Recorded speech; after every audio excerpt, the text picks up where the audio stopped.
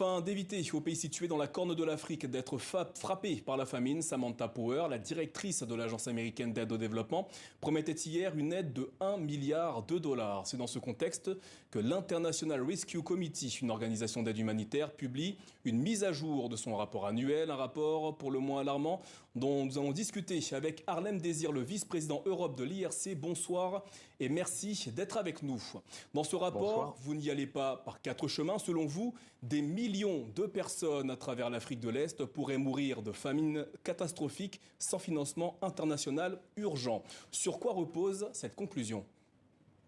Cette conclusion, elle repose sur le fait que si ces trois pays de la Corne de l'Afrique, la Somalie, l'Éthiopie et le Kenya, représentent 2% de la population mondiale, ils représentent aujourd'hui 70% des personnes qui sont en situation d'insécurité alimentaire extrême.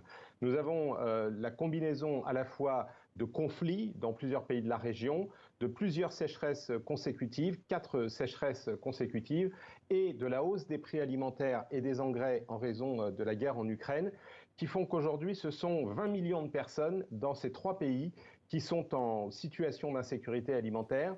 Et si l'on prend la situation de la Somalie, qui est le pays le plus gravement touché et pour lequel nous avons les inquiétudes les plus grandes, ce sont aujourd'hui 7 millions de personnes, 7,1 millions de personnes pour être plus précis, qui sont d'ores et déjà en situation alarmante. Au total, sur la région, nous pensons que parmi ces 20 millions de personnes, il y a 3 millions de personnes qui, si aucune action énergique n'est entreprise par la communauté internationale rapidement, pourraient être confrontées à un risque de famine.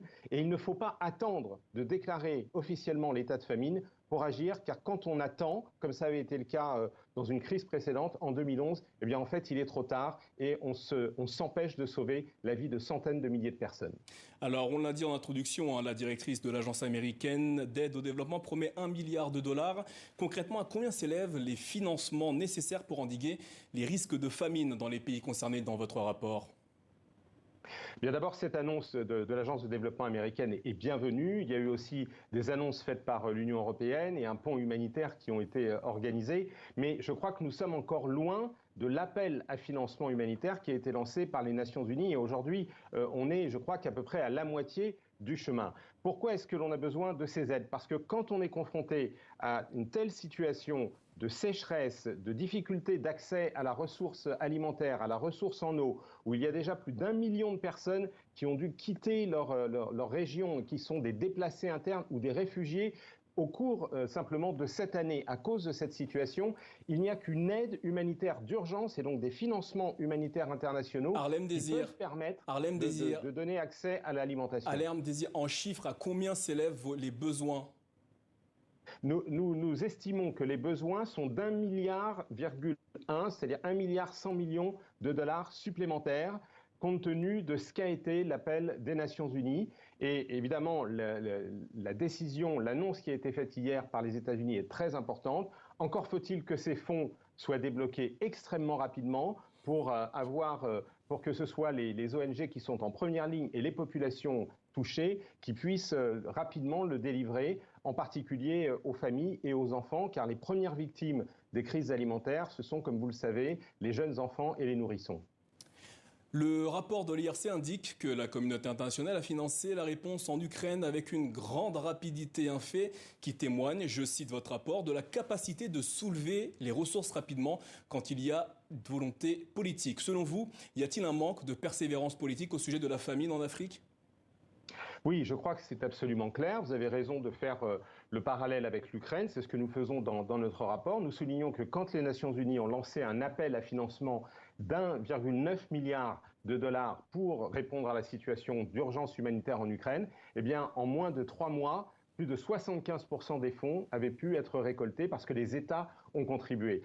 En Afrique de l'Est, il y a maintenant 2 ans que nous et d'autres agences des Nations Unies et des organisations non gouvernementales nous alertons sur les conséquences des sécheresses consécutives. Ces sécheresses se sont poursuivies et s'est ajoutée à cette situation la guerre en Ukraine et la difficulté d'accès pour ces pays au blé en provenance d'Ukraine et de Russie, car par exemple pour la Somalie, c'était plus de 85% de son approvisionnement en céréales et en engrais qui venait de ces deux pays. Et pourtant, la communauté internationale n'a pas réagi à la même hauteur. Donc effectivement, ce qu'il faut aujourd'hui, c'est une volonté politique. C'est vrai qu'un des effets de la guerre en Ukraine, pour laquelle nous sommes nous-mêmes mobilisés, nous sommes en Ukraine, nous sommes auprès des populations victimes de ce conflit en Ukraine et dans les pays voisins, mais l'une des conséquences, c'est que l'attention internationale est détournée d'autres crises humanitaires telles que celles qui se produisent aujourd'hui en Afrique, et en particulier dans cette région de la Corne de l'Afrique. Et c'est pour cette raison que nous lançons une alerte internationale,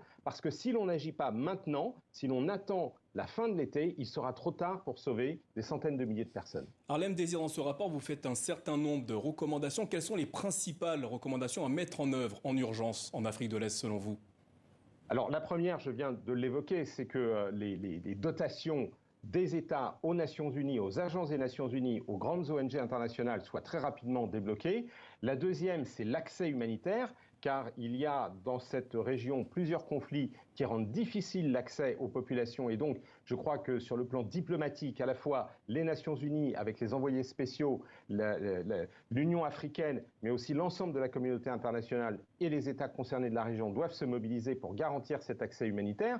La troisième chose, car j'ai mentionné l'impact et les répercussions de la guerre en Ukraine, c'est de pouvoir faire lever l'embargo, le blocus dans la mer Noire et l'embargo qui touche les ports ukrainiens par lesquels était acheminé le blé qui arrivait dans cette région, ou de trouver d'autres voies d'accès, par exemple par le Danube ou par la voie terrestre par la Pologne. Et enfin, la quatrième chose, c'est évidemment de faire en sorte qu'il y ait des dispositions qui soient prises pour prévenir ces crises à l'avenir.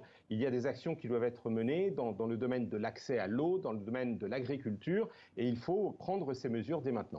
Harlem Désir, merci d'avoir répondu à nos questions ce soir. C'est une fièvre